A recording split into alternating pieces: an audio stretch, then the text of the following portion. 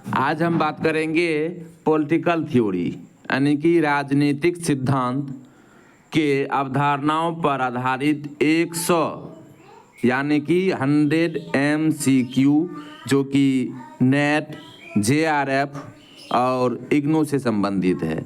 इन सब के लिए महत्वपूर्ण है। पहला प्रश्न है कि राजनीति क्या है, तो इसका उत्तर ऑप्शन बी हो जाएगा, सत्ता और संसाधनों का वितरण।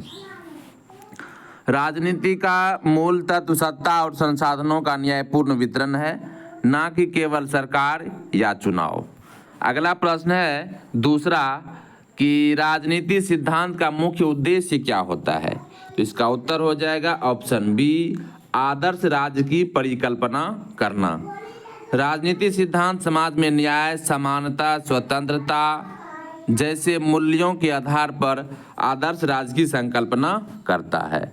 अगला प्रश्न है तीसरा कि निम्नलिखित में से कौन एक महादंडात्मक राजनीतिक सिद्धांतकार हैं, इसका उत्तर ऑप्शन सी हो जाएगा, अरस्तु। अरस्तु ने श्रेष्ठ राज्य की कल्पना की जो एक महादंडात्मक दृष्टिकोण है। अगला प्रश्न है चौथा कि राजनीति वह है जिसमें सत्ता शामिल हो, यह परिभाषा किसकी है, तो उत्तर ऑप्शन बी हो जाएगा, मैक्स वेबर का।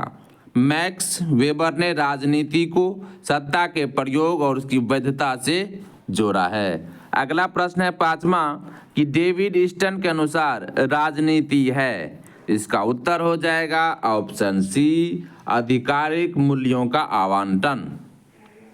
डेविड ईस्टन ने कहा कि राजनीति एक सामाजिक प्रणाली में आधिकारिक मूल्यों का आधिकारिक आवंटन है। अगला प्रश्न है अब छठा नंबर का कि स्वतंत्रता की परिकल्पना किस राजनीतिक सिद्धांत में प्रमुख है, इसका उत्तर ऑप्शन बी हो जाएगा, उदारवाद। उदारवाद स्वतंत्रता को मूल राजनीतिक मूल्य मानता है, विशेषकर व्यक्तिगत स्वतंत्रता को। अगला प्रश्न है सातवां कि न्याय का सिद्धांत किस दार्शनिक ने प्रमुख रूप से दिया, इसका उत्तर हो जाएगा ऑप्शन सी यानी कि जॉन रॉल्स ने। जॉन रॉल्स ने अपनी पुस्तक ए थ्योरी ऑफ जस्टिस में न्याय की आधुनिक अवधारणा प्रस्तुत की।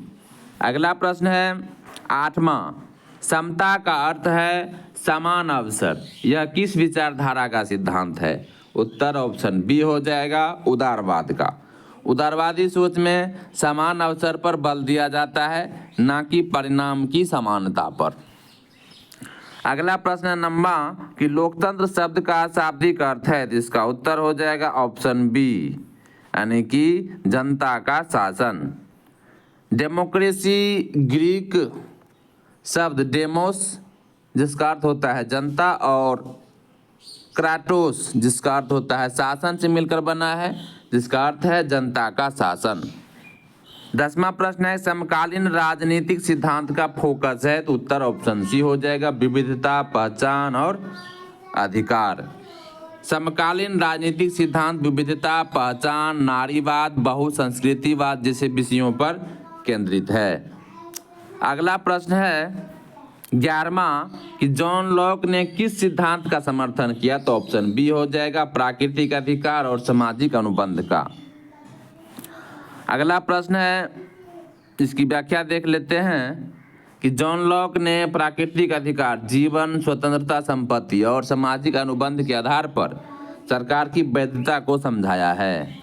अगला प्रश्न है 12वां कि सकारात्मक स्वतंत्रता का तात्पर्य है, तो ऑप्शन सी हो जाएगा, आत्मविकास की स्वतंत्रता। सकारात्मक स्वतंत्रता का मतलब है अपनी क्षमताओं के विकास के लिए आवश्यक संसाधनों और अवसरों की उपलब्धता। अगला प्रश्न है 13वां कि सत्ता की अवधारणा को सर्वाधिक किसने विश्लेषित किया, तो उत्तर ऑप्शन सी हो जाएगा, माइकल फूको। माइकल फूको ने सत्ता को केवल एक दमनात्मक शक्ति नहीं बल्कि ज्ञान, भाषा और सामाजिक संबंधों में व्याप्त बताया है। अगला प्रश्न है 14वां कि हिंद स्वराज पुस्तक किसने लिखी, उत्तर ऑप्शन सी हो जाएगा, महात्मा गांधी ने। महात्मा गांधी ने हिंद स्वराज में भारतीय स्वतंत्रता, सभ्यता, नैतिकता और राजनीतिक सिद्धांतों को रखा। अगला प्रश्न है 15वां कि नागरिकता का आधुनिक सिद्धांत किससे संबंधित है? तो उत्तर ऑप्शन सी हो जाएगा, सामाजिक, राजनीतिक और नागरिक अधिकार। आधुनिक नागरिकता में व्यक्ति को सामाजिक सुरक्षा, राजनीतिक भागीदारी और नागरिक अधिकार मिलते हैं, टी.एच. मार्शल के अनुसार। अगला प्रश्न है 16वां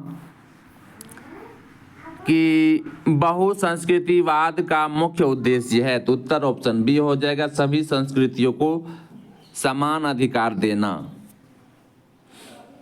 मल्टीकल्चरलिज्म सभी सांस्कृतिक, धार्मिक और भाषाई समूहों को समान मान्यता और सम्मान की बात करता है। 17वां प्रश्न है कि इक्वालिटी बिफोर लॉ की अवधारणा किस सिद्धांत में निहित है? तो उत्तर ऑप्शन सी हो जाएगा, विधिक समानता में। विधिक समानता का अर्थ है कि कानून के समक्ष सभी व्यक्ति समान हैं, चाहे उनका वर्ग, जाति, धर्म कुछ भी हो।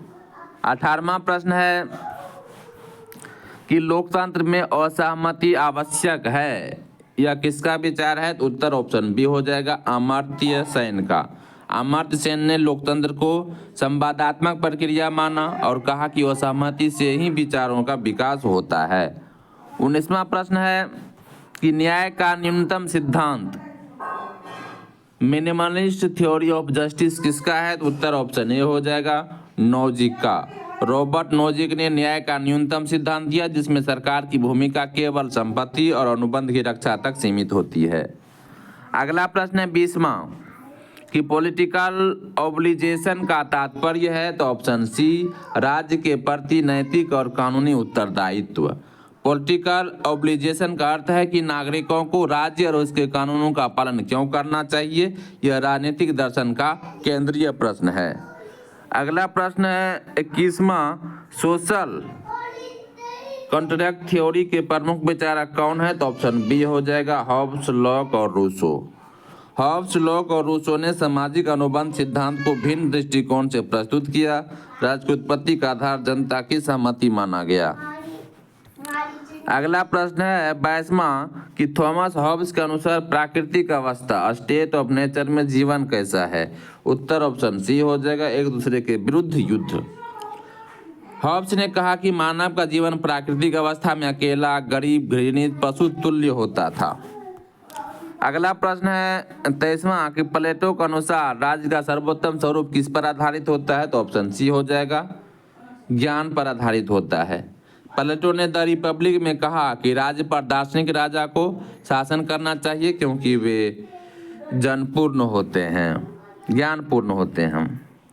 अगला प्रश्न 24वां, कौन सा सिद्धांत सर्वोत्तम उपयोग की सबसे बड़ी संख्या से संबंधित है? ऑप्शन बी हो जाएगा, उपयोगितावाद। यह सिद्धांत Jeremy Bentham John Stuart Mill द्वारा विकसित किया गया था, जो नीति निर्धारण में सुख की अधिकतमता को प्राथमिकता देता है। अगला प्रश्न है 25वां कि मार्क्सवाद का मुख्य उद्देश्य क्या है? तो उत्तर ऑप्शन सी हो जाएगा, वर्ग विहीन और शोषण विहीन समाज की स्थापना। मार्क्सवाद का लक्ष्य उत्पादन के साधनों को समाजीकृत करके एक समानतावादी समाज की स्थापना करना है। अगला प्रश्न है नेगेटिव लिबर्टी का मुख्य उद्देश्य क्या होता है? उत्तर ऑप्शन ए हो जाएगा, बाधाओं से मुक्ति। नेगेटिव लिबर्टी का अर्थ है राज्य यानी व्यक्तियों से बाधा रहित होकर कार्य करने की स्वतंत्रता। अगला प्रश्न है 27वां कि सिविल सोसाइटी का संबंध किससे है? उत्तर ऑप्शन सी हो जाएगा, गैर राज्य संस्थाओं और संगठनों से। सिविल सोसाइटी उन संगठनों और संस्थाओं का समूह है जो राज्य से स्वतंत्र होते हैं, जैसे एनजीओ, मीडिया, ट्रेड यूनियन आदि। 28वां प्रश्न है कि संस्कृति बहुलवाद का प्रमुख लक्षण है? तो उत्तर ऑप्शन सी हो जाएगा, विधिक सांस्कृतिक का सह अस्तित्व। सांस्कृतिक बहुलवाद का तात्पर्य है कि विभिन्न संस्कृति और समुदाय बिना वर्चस्व के साथ साथ अस्तित्व में रह सकते हैं। अगला प्रश्न है 29वां, समाजवाद की मूल भावना है? ऑप्शन सी, उत्पादन के साधनों का सामाजिक स्वामित्व। समाजवाद का लक्ष्य है उत्पादन के साधनों का सामूहिक स्वामित्व और सामाजिक न्याय की स्थापना। 30वां प्रश्न है कि प्रगति की राजनीतिक अवधारणा में मुख्य आधार है? उत्तर ऑप्शन सी हो जाएगा, मानव कल्याण और स्वतंत्रता। प्रगति का आशय केवल तकनीकी उन्नति से नहीं बल्कि मानवीय मूल्यों, स्वतंत्रता और न्याय के संवर्धन से है। अगला प्रश्न है 31वां कि लोकतांत्रिक केंद्रीकरण किस विचारधारा से संबंधित है? तो ऑप्शन सी हो जाएगा मार्क्सवाद लेनिनवाद। लोकतांत्रिक केंद्रीकरण सोवियत संघ की कम्युनिस्ट प्रणाली की विशेषता थी, जिसमें निर्णय केंद्रीय होते थे लेकिन बहस लोकतांत्रिक ढंग से होती थी। अगला प्रश्न है 32वां कि सर्वजन हिताय सर्वजन सुखाय का विचार किससे जुड़ा है? तो ऑप्शन ए हो जाएगा गांधीवाद से जुड़ा है। सर्वजन हिताय सर्वजन सुखाय। गांधी जी के यह विचार ग्राम स्वराज, आत्मनिर्भरता और नैतिक राजनीति पर आधारित था। अगला प्रश्न है 33वां कि नारीवादी राजनीतिक सिद्धांत मुख्य रूप से किस के विरोध में है? तो उत्तर ऑप्शन सी हो जाएगा पितृसत्ता। नारीवादी सिद्धांत पुरुष प्रधान सामाजिक और राजनीतिक संरचना पितृसत्ता का विरोध करता है, लैंगिक समानता की वकालत करता है। 34वां प्रश्न है व्यवहारवादी पद्धति की विशेषता क्या है? तो ऑप्शन सी हो जाएगा अनुभवजन्य, मात्रात्मक और वैज्ञानिक दृष्टिकोण।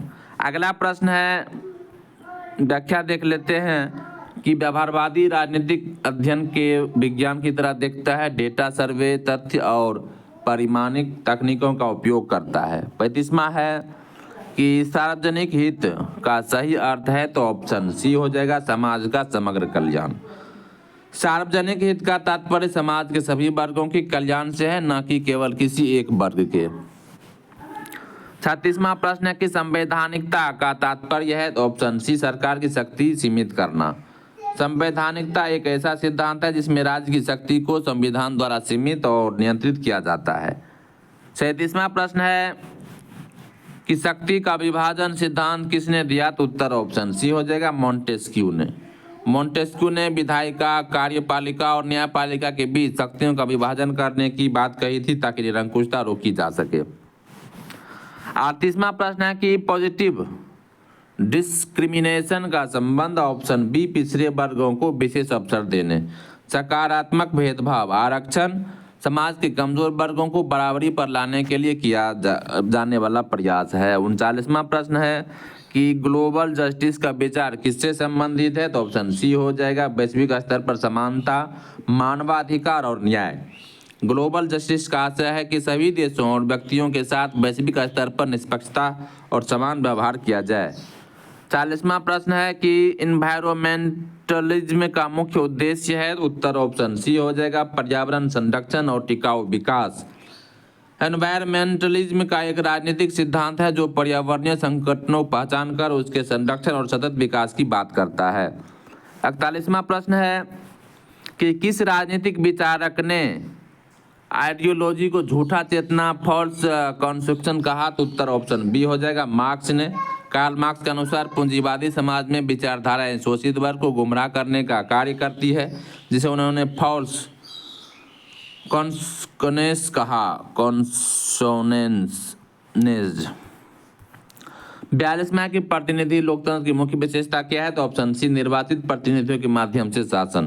प्रतिनिधि लोकतंत्र में जनता अपने प्रतिनिधियों को चुनती है जो संसद या विधानसभा में उनके लिए निर्णय लेते हैं। 43वां प्रश्न है कि the end of history and the last man पुस्तक किसने लिखी? तो ऑप्शन बी फ्रांसिस फुकुयामा ने इस पुस्तक में तर्क दिया कि उदार लोकतंत्र अब राजनीतिक विकास का अंतिम चरण है। 44वां प्रश्न है डेलिबरेटिव डेमोक्रेसी यानी कि विमर्शात्मक लोकतंत्र का मुख्य आधार है। ऑप्शन सी जन संवाद और तर्क। विमर्शात्मक लोकतंत्र ऐसी व्यवस्था है जिसमें निर्णय लेने से पहले व्यापक जन संवाद और तर्क आधारित विमर्श होता है। 45वां प्रश्न है वेल ऑफ इग्नोरेंस अज्ञान का पर्दा की संकल्पना किस विचारक की है? तो उत्तर हो जाएगा ऑप्शन सी जॉन रॉल्स की। जॉन रॉल्स ने न्याय का सिद्धांत देते समय वेल ऑफ इग्नोरेंस का उपयोग किया, जिसमें व्यक्ति बिना पूर्वाग्रह के न्यायपूर्ण नियम तय करता है। 46वां प्रश्न है कि कम्युनिटरिज्म सामुदायिकता किसके विरोध में उभरी एक विचारधारा है? उत्तर उदारवाद हो जाएगा। कम्युनिटरिज्म उदारवाद की अत्यधिक व्यक्तिगत स्वतंत्रता पर आधारित दृष्टिकोण की आलोचना की, समुदाय के मूल्यों को प्राथमिकता दी है। 47वां प्रश्न है कि जॉन स्टुअर्ट मिल ने किन दो सिद्धांतों को जोड़ा? इसका उत्तर ऑप्शन बी हो जाएगा, स्वतंत्रता और उपयोगितावाद। मिल ने व्यक्तिगत स्वतंत्रता के साथ साथ उपयोगितावाद को मिलकर लोकतांत्रिक शासन की वकालत की।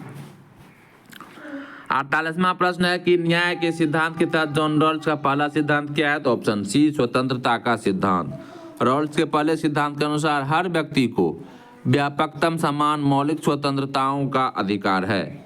49वां प्रश्न है कि प्लुरलिज्म यानी कि बहुलवाद का मुख्य उद्देश्य है? उत्तर ऑप्शन सी हो जाएगा, विविध समूहों का अस्तित्व और संवाद। बहुलवाद एक ऐसा दृष्टिकोण है जिसमें विभिन्न राजनीतिक, धार्मिक, सामाजिक समूह समान अधिकारों के साथ सह-अस्तित्व में रहते हैं। 50वां प्रश्न है कि जस्टिस एज फेयरनेस की अवधारणा किसने दी थी? तो उत्तर ऑप्शन सी हो जाएगा, जॉन रॉल्स ने दी थी। जॉन रॉल्स ने अपनी पुस्तक ए थ्योरी ऑफ जस्टिस में जस्टिस एज फेयरनेस का सिद्धांत देने का प्रयास किया था। अगला प्रश्न है 51वां कि कॉन्स्टिट्यूशन मॉरलिटी का अर्थ है? इसका उत्तर हो जाएगा ऑप्शन सी, यानी कि संविधान की भावना के अनुसार आचरण। संवैधानिक नैतिकता का तात्पर्य केवल नियमों के पालन से नहीं बल्कि न्याय, समानता और स्वतंत्रता जैसे मूल्यों का आचरण में पालन है। अगला प्रश्न है 52वां की पावर एलिट की अवधारणा किसने दी? तो option C Wright Mills. Wright Mills ने कहा कि अमेरिका जैसे देशों में सत्ता एक छोटे समूह पावर एलिट के हाथों केंद्रित होती है। 53वां प्रश्न है कि पार्टिसिपेट डेमोक्रेसी भागीदारी लोकतंत्र में जोर दिया जाता है? उत्तर ऑप्शन सी हो जाएगा, अधिक से अधिक नागरिक भागीदारी पर। भागीदारी लोकतंत्र का उद्देश्य है कि नागरिक न केवल मतदान करे बल्कि नीति निर्माण और प्रशासन में भी सक्रिय भूमिका निभाए। 54वां प्रश्न है कि पॉलिटिकल कल्चर राजनीतिक संस्कृति का संबंध है? ऑप्शन बी से, कि व्यक्ति के राजनीतिक दृष्टिकोण, मान्यताओं और व्यवहार से। राजनीतिक संस्कृति एक समाज के लोगों की राजनीति के प्रति विश्वास, मूल्य और व्यवहारों को दर्शाती है। 55वां प्रश्न है कि who gets what, when and how यह परिभाषा राजनीति की किसने दी थी? तो ऑप्शन डी हो जाएगा, हेरोल्ड ड्वाइट लासवेल ने। हेरोल्ड लासवेल ने राजनीति को संसाधनों के वितरण की प्रक्रिया के रूप में परिभाषित किया। Gets what, when and how. 56वां प्रश्न है कि अथॉरिटी ऑफ पावर में प्रमुख अंतर क्या है? तो ऑप्शन सी हो जाएगा, अथॉरिटी वैध होती है, पावर केवल क्षमता दर्शाता है। अथॉरिटी सत्ता का वैध रूप होती है जबकि पावर किसी को नियंत्रित करने की क्षमता मात्र वैधता नहीं है। अगला प्रश्न है सेकुलरिज्म का भारतीय संदर्भ में क्या अर्थ है? तो ऑप्शन बी, सभी धर्मों का सम्मान और समान दूरी। भारत में धर्मनिरपेक्षता का अर्थ है राज्य सभी धर्मों से समान दूरी बनाए रखें और किसी एक को प्राथमिकता ना दें। 58वां प्रश्न है कि राइट्स अनेक अधिकार किसके लिए होते हैं? उत्तर ऑप्शन सी हो जाएगा, व्यक्तियों के नैतिक और कानूनी हितों की रक्षा हेतु। अधिकार व्यक्ति को स्वतंत्रता, सुरक्षा और सम्मान के साथ जीने की गारंटी देते हैं। 59वां प्रश्न है कि पॉलिटिकल एज ए वोकेशन पुस्तक किसने लिखी? तो ऑप्शन बी हो जाएगा, मैक्स वेबर ने।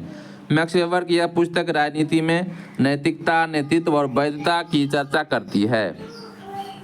अगला प्रश्न है 60वां कि सॉफ्ट पावर शब्द किसने लोकप्रिय बनाया? तो ऑप्शन बी, जोसेफ नाय ने। जोसेफ नाय ने यह शब्द गढ़ा। सॉफ्ट पावर का मतलब है किसी देश की संस्कृति, मूल्यों और नीतियों के जरिए अन्य देशों को प्रभावित करना। 61वां प्रश्न है कि न्यू सोशल मूवमेंट्स नए सामाजिक आंदोलन का प्रमुख फोकस क्या होता है? तो ऑप्शन सी, पहचान, पर्यावरण, लिंग और संस्कृति। नए सामाजिक आंदोलन जैसे पर्यावरणवाद, नारीवाद, LGBTQ+ आंदोलन, सांस्कृतिक अधिकार आदि पर ध्यान केंद्रित करते हैं, न कि केवल आर्थिक मुद्दों पर। अगला प्रश्न है कि 62वां रूल ऑफ लॉ की अवधारणा का मुख्य अर्थ है? उत्तर ऑप्शन बी हो जाएगा, कानून से ऊपर कोई नहीं। रूल ऑफ लॉ का अर्थ है कि कानून सबके लिए समान है, चाहे वह आम नागरिक हो या प्रधानमंत्री। अगला प्रश्न है 63वां, पॉलिटिकल इक्वालिटी का क्या अर्थ है? तो ऑप्शन बी, वोट देने और चुनाव लड़ने का समान अधिकार। राजनीतिक समानता का मतलब है सभी नागरिकों को राजनीति में भाग लेने, वोट देने और पद पाने का समान अवसर मिलना। 64वां प्रश्न है कि अनार्चिज्म अराजकतावाद की मूल धारणा है, तो ऑप्शन सी हो जाएगा, राज्य का पूर्ण विरोध। अराजकतावाद के अनुसार राज्य अनावश्यक और उत्पीड़क संस्था है, समाज को राज्यविहीन होना चाहिए। अगला प्रश्न है 65वां, इक्वालिटी ऑफ अपॉर्चुनिटी किस सिद्धांत का हिस्सा है, तो ऑप्शन बी उदारवाद का। उदारवादी मानते हैं कि समाज में समान अवसर होने चाहिए ताकि हर व्यक्ति अपनी योग्यता से आगे बढ़ सके। 66वां प्रश्न है कि ग्रीन पॉलिटिक्स हरित राजनीति की प्रमुख चिंता क्या है, तो ऑप्शन सी हो जाएगा कि पर्यावरण स्थिरता और पारिस्थितिक न्याय। ग्रीन पॉलिटिक्स जलवायु परिवर्तन, जैव विविधता, सतत विकास और पर्यावरणीय न्याय पर केंद्रित होती है। अगला प्रश्न है 67वां कि सिविल नेशनलिज्म किस पर आधारित होता है, तो ऑप्शन बी साझा नागरिक मूल्यों और समान नागरिकता पर। नागरिक राष्ट्रवाद समान नागरिक अधिकारों, लोकतंत्र और साझा राजनीतिक आदर्शों पर आधारित होता है। अब अगला प्रश्न है 68वां कि हेजेमनी यानी कि वर्चस्व शब्द किस विचारक से जुड़ा है, तो इसका उत्तर हो जाएगा option A Antonio Gramsci. Gramsci ने वर्चस्व को केवल बल से नहीं बल्कि सहमति और संस्कृति के माध्यम से शासन की वैधता का माध्यम बताया है। अगला प्रश्न 69वां कि ह्यूमन राइट्स का सार्वभौमिक घोषणा कब पारित हुआ, तो ऑप्शन सी हो जाएगा 1948 ईस्वी में। 10 दिसंबर 1948 को संयुक्त राष्ट्र महासभा ने universal declaration of human rights UDHR पारित किया। 70वां प्रश्न है कि पोस्ट मॉडर्निज्म उत्तर आधुनिकतावाद की राजनीतिक विशेषता है, तो ऑप्शन हो जाएगा इसका बी यानी कि आधिकारिक ज्ञान का विरोध। उत्तर आधुनिकतावाद सत्ता, भाषा और ज्ञान के पारंपरिक रूपों पर प्रश्न उठाता है और बहुलता विविधता को महत्व देता है। 71वां है कि लिबरलिज्म यानी कि उदारवाद का मुख्य उद्देश्य क्या है, तो इसका उद्देश्य है ऑप्शन सी व्यक्ति की स्वतंत्रता की रक्षा। उदारवाद का मूल सिद्धांत है व्यक्ति की स्वतंत्रता, कानून का शासन और सीमित सरकार। अगला प्रश्न है इंस्ट्रूमेंटल व्यू ऑफ स्टेट राज्य का साधनात्मक दृष्टिकोण किस विचारधारा से संबंधित है, तो ऑप्शन बी हो जाएगा मार्क्सवाद से। मार्क्सवाद राज्य को पूंजीपति वर्ग का शोषण का उपकरण मानता है जो मजदूरों के नियंत्रित करता है। अगला प्रश्न है 73वां कि मोरल रिलेटिविज्म का क्या आशय है, तो ऑप्शन बी हो जाएगा नैतिकता व्यक्तिगत और सांस्कृतिक संदर्भ में बदलती है। नैतिक सापेक्षता मानती है कि नैतिकता का कोई एक सार्वभौमिक रूप नहीं होता, यह संदर्भ पर निर्भर करती है। अगला प्रश्न है 74वां कि डायरेक्ट डेमोक्रेसी का सर्वोत्तम उदाहरण कौन सा है, तो इसका उत्तर ऑप्शन बी हो जाएगा स्विट्जरलैंड। स्विट्जरलैंड में नागरिक रेफरेंडम और पहल के माध्यम से सीधे कानून बना सकते हैं। अगला प्रश्न है 75वां कि आइडियोलॉजी शब्द का सबसे पहले प्रयोग किसने किया था, तो ऑप्शन बी डेस्टुट टी ट्रेसी ने। फ्रांसीसी दार्शनिक डेस्टुट डी ट्रेसी ने सबसे पहले 18वीं शताब्दी में आइडियोलॉजी शब्द का प्रयोग किया था। 76वां प्रश्न है कि सिविल डिसोबीडियंस सविनय अवज्ञा का आंदोलन किस सिद्धांत किसने प्रस्तुत किया था, तो ऑप्शन बी गांधी जी ने। महात्मा गांधी ने अन्यायपूर्ण कानूनों के अहिंसक विरोध को सविनय अवज्ञा कहा, यह नैतिक सत्याग्रह पर आधारित है। अगला प्रश्न है 77वां कि जस्टिस एज कैपेसिटी का सिद्धांत किस विचारक से जुड़ा है, तो ऑप्शन बी अमर्त्य सेन से। अमर्त्य सेन ने न्याय को क्षमताओं की दृष्टि से देखा, यानी कि व्यक्ति क्या कर सकता है और क्या नहीं कर सकता है। 78वां प्रश्न है कि पार्टियर्ची का अर्थ है ऑप्शन सी पुरुष प्रधान सामाजिक व्यवस्था। पितृसत्ता वह व्यवस्था है जिसमें सामाजिक, राजनीतिक, आर्थिक सत्ता पुरुषों के पास केंद्रित होती है। अगला प्रश्न है 79वां कि सोवरिजेंटी की संकल्पना को किसने पूर्णतः स्पष्ट किया, तो ऑप्शन बी जीन बोंडा। जीन बोंडा ने संप्रभुता को एक पूर्ण, अस्थायी और अविभाज्य सत्ता के रूप में परिभाषित किया था। अगला प्रश्न है 80वां पब्लिक स्फेयर का सिद्धांत किस विचारक से जुड़ा है, तो ऑप्शन बी हाबरमास से। जुएर्गेन हाबरमास ने पब्लिक स्पेस की अवधारणा दी, यह वह स्थान है जहां नागरिक सार्वजनिक मदद पर तर्क आधारित विमर्श करते हैं। अगला प्रश्न है 81वां कि नेगेटिव लिबर्टी नकारात्मक स्वतंत्रता का आशय है ऑप्शन बी यानी कि बाधाओं से मुक्ति। नकारात्मक स्वतंत्रता का तात्पर्य है कि बाहरी हस्तक्षेप से मुक्ति, व्यक्ति जो करना चाहे बिना बाधा के करे। 82वां प्रश्न है कि ग्रीन पॉलिटिक्स थ्योरी किस पर बल देती है, तो ऑप्शन सी पर, पारिस्थितिक संतुलन और पर्यावरणीय न्याय। ग्रीन थ्योरी पर्यावरण की रक्षा, सतत विकास और मानव तथा प्रकृति के बीच संतुलन की बात करती है। अगला प्रश्न है 83वां कि प्लुरलिज्म में बहुलतावाद का प्रमुख उद्देश्य क्या है, तो उत्तर ऑप्शन बी हो जाएगा कि विविध समूहों को समान मान्यता देना। बहुलतावाद सिद्धांत मान्यता समाज में विभिन्न समूहों को सहअस्तित्व और सहयोग आवश्यक है। अगला प्रश्न है 84वां कि इक्वालिटी ऑफ अपॉर्चुनिटी किस प्रकार की समानता है, तो ऑप्शन ए हो जाएगा प्रक्रिया आधारित। अवसर की समानता का अर्थ है सभी को आगे बढ़ने का समान मौका मिले, ना कि सभी को समान परिणाम मिले। 85वां प्रश्न है कि पार्टिसिपेटरी डेमोक्रेसी की विशेषता है, इसकी विशेषता हो जाएगा ऑप्शन सी यानी कि नागरिकों की सीधी भागीदारी। सहभागी लोकतंत्र वह है जिसमें नागरिक नीति निर्माण व निर्णय में सीधे भाग लेते हैं। 86वां प्रश्न है कि जस्टिस एज फेयरनेस सिद्धांत किसने दिया था, इसका उत्तर हो जाएगा ऑप्शन सी जॉन रॉल्स ने। जॉन रॉल्स ने न्याय को निष्पक्षता के रूप में परिभाषित किया जिसमें व्हील ऑफ इग्नोरेंस की कल्पना की। अगला प्रश्न है 87वां कि सुरक्षा के बदले स्वतंत्रता की कुर्बानी देना किस विचारक का कथन है, ऑप्शन ए थॉमस हॉब्स की। हॉब्स के अनुसार प्राकृतिक अवस्था में सुरक्षा नहीं होती, इसलिए लोग अपनी स्वतंत्रता छोड़कर संप्रभु को अधिकार देते हैं। मल्टीकल्चरलिज्म का संबंध किससे है, तो उत्तर ऑप्शन हो जाएगा ऑप्शन बी विविध सांस्कृतिक पहचान को मान्यता देना। मल्टीकल्चरलिज्म में विभिन्न संस्कृतियों की पहचान और अधिकारों को स्वीकारता है, विशेषकर अल्पसंख्यकों की। 89वां प्रश्न है कि अनार्चिज्म अराजकतावाद का प्रमुख विश्वास है, ऑप्शन ए पूर्ण स्वतंत्रता और राज्य का विरोध। अराजकतावाद राज्य को अनावश्यक मानता है और व्यक्तिगत स्वतंत्रता को सर्वोच्च रखता है। अगला प्रश्न है 90वां 90 नंबर में है कि rights are claims recognised by society, यह परिभाषा किसने दी, तो ऑप्शन डी हो जाएगा D.H. ग्रीन। ग्रीन के अनुसार अधिकार सामाजिक मान्यता प्राप्त दावे क्लाइम्स होते हैं जो व्यक्ति के विकास के लिए जरूरी है। 91 नंबर का प्रश्न है कि न्याय का वितरणात्मक सिद्धांत पर बल देता है, ऑप्शन बी आवश्यकता और योग्यता के आधार पर संसाधनों का वितरण। वितरणात्मक न्याय का अर्थ है संसाधनों का ऐसा वितरण जो व्यक्ति की जरूरतों और योग्यताओं पर आधारित हो। 92 नंबर का प्रश्न है कि स्वतंत्रता की सकारात्मकता अवधारणा किस विचारक से संबंधित है, तो ऑप्शन बी हो जाएगा ग्रीन से। T.H. ग्रीन ने स्वतंत्रता की सकारात्मकता अवधारणा दी है जिसमें स्वतंत्रता का अर्थ आत्म विकास क्षमता से है। 93 नंबर का प्रश्न है कि लोकतंत्र का सार क्या है, तो ऑप्शन डी हो जाएगा संवाद और भागीदारी। लोकतंत्र केवल चुनाव नहीं बल्कि नागरिकों की सक्रिय भागीदारी, संवाद और आलोचना की गुंजाइश है। अगला प्रश्न है 94 नंबर का कि रूल ऑफ लॉ का अर्थ है, ऑप्शन बी कानून के नीचे सभी समान। रूल ऑफ लॉ का आशय है कानून के अधीन सभी व्यक्ति समान है, चाहे वह शासक हो या नागरिक।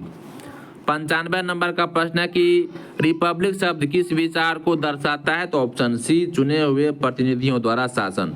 रिपब्लिक वह शासन प्रणाली है जिसमें राज्य प्रमुख जनता द्वारा निर्वाचित होते हैं, ना कि वंशानुगत।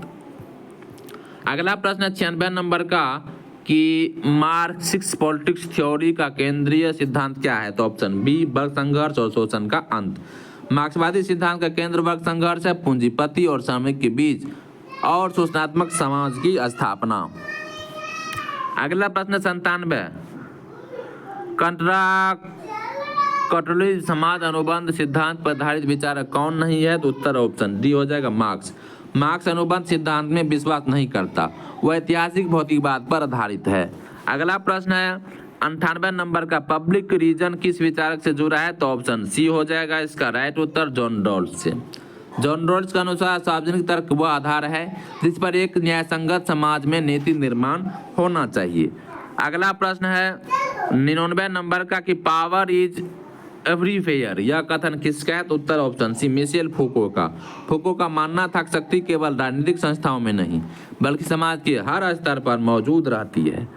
और आज का यह 100वां और अंतिम प्रश्न है कि सिविल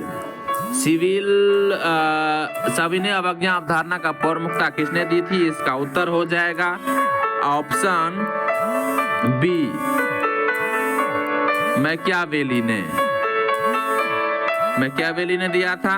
मैकियावेली नहीं, महात्मा गांधी ने अन्यायपूर्ण कानून का अहिंसात्मक ढंग से विरोध करने की अवधारणा को सविनय अवज्ञा कहा था, इसलिए इसका उत्तर ऑप्शन बी हो जाएगा, गांधी जी।